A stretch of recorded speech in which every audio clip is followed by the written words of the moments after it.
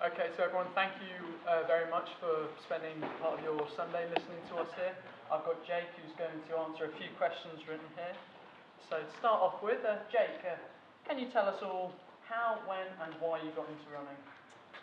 So both my mum and dad were marathon runners. So my mum went to the Olympics in 1988, a long time ago now. So she still runs every day, but she was international marathon runner. My dad was as well. So I was surrounded by the sport, and they both worked in it as well. So I've literally known nothing else. So both me, my brother, and my sister ran from the age of 8. Just because my parents had to stop us from running, really, because we loved the sport so much. They said when you get to like 8, you can join the cross-country club, and that was when we started. And we were quite good at it when we were younger. So I like winning and being good at something. So that's why I wanted to keep doing it. But my brother and sister don't do it anymore, so I'm the only one left standing. I'm trying to represent the family now. Lovely. And so you mentioned your father who got you into it. What's it like having that relationship with him as both your father and your coach? So if you guys imagine the coaches that you have now and you go down and see, imagine if that coach came home with you, had dinner with you, you saw when you wake up, had breakfast with. Like as a kid, it's not very cool, because I couldn't really misbehave, or I don't know, he wasn't that strict, but I was definitely more bothered by it when I was younger, whereas now I'm a bit older and I can look after myself and I don't get told off for doing as many silly things. I think it's a bit better, but yeah, I think it's important for me. My dad was my coach from your guys' age, and to have a coach that you have the whole way through growing up, and even now when I'm an adult, it's helped a lot because they know you so well. They can plan each year, know exactly what you haven't done and what you need to do. So I definitely think being with him for this amount of time as a coach is probably one of the main reasons I've been able to run as well as I have. Any negatives to that relationship, or?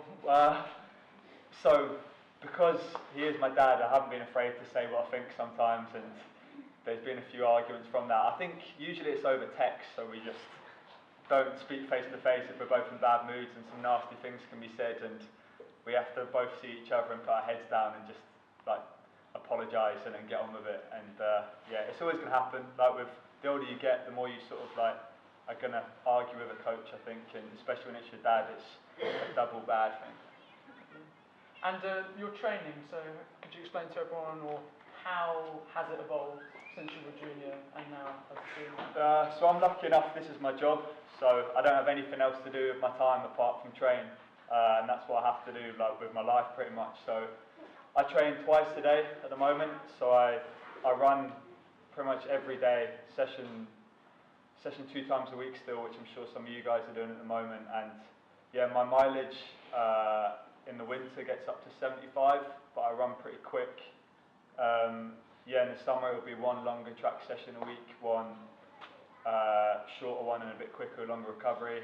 Go in the gym 3 times a week, have treatment twice a week, long run once a week. So it's probably similar training to what you guys are doing or are going to probably do in the next few years, but it's just everything moves up each year, so you get quicker on your runs, quicker in your sessions, run a bit longer, lift a bit heavier. I don't think the sport changes too much from when you're your age to when you're mine. It's just a lot more of it. And you mentioned your lifting and your gym sessions. How important do you think that is for a youth athlete to develop? I think your whole way through, running is a sport that's so bad for your body because it's just the same impact, so you've got to do as much as you can to stop that impact from having a lot of damaging effects. And I think the best you can do is what you guys are doing today, basic circuit stuff just to get your body strong enough to take all the forces that are going through is pretty important if you want to stay injury free. And even as a kid, you might not think you're going to get injured, or you might feel like you're prone to injuries. I think the longer you have that attitude, the more likely it's going to creep up on you and probably put you out for a lot longer than you think. So it's definitely important to pay a lot of attention to that now, just to save your body for the future and for now. And you've obviously represented your country numerous times. What's it like to put on a GB vest at those big fun events? The first time I actually got picked for Great Britain was for a thing called Loughborough International, which is every May, where it's GB juniors against Loughborough Uni, England, Scotland, Ireland, Wales, and I was picked for Great Britain and I was buzzing because it was my first vest, and then the day before they pulled me out because Loughborough wanted me to run for them, so I thought I might not get another Great Britain vest for a while, but I was lucky enough to get one as a Euro Juniors. But it's the ultimate honour, isn't it, I guess, running for your country. And I think whatever opportunity you have it, there was a time where there was a kid that came up and said he was offered an England vest for hill running and he didn't want to take it because it was hill running and he didn't want people to think like it was bad. And I was like, what are you doing? Like, a vest is a vest. Like, any chance you can take it, you can't really turn it down. Whether that's like county vest, like district thing, national, international, like every vest is pretty important, and obviously like it's an honour to do. And you've mentioned obviously these big races that you've worn your GB vest at.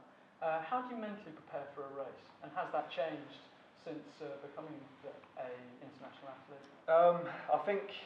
I'm assuming that everyone, when you're racing, like you're doing it because you enjoy it, like mainly, and I think that has to stay with you the whole way through. So if ever you feel pretty stressed, you have to realise why you're doing it. Like, you're doing it because you enjoy doing this, and as soon as that goes away, you're not going to run as well as you think. So when I race now, like the further through the sport I've got, the higher the pressures come and the more nervous potentially you can get. But the only thing those nerves are going to do is make you run worse. So you've got to control them and just feel as relaxed and happy as possible. And if that means like warming up with your friends, listening to music, having a chat before you run, like do it, as long as it makes you feel relaxed and like happy about racing. It's the main thing. And staying on the topic of the international scene, who are the main characters, would you say? You know, who have you got some juicy goss on? Juicy goss.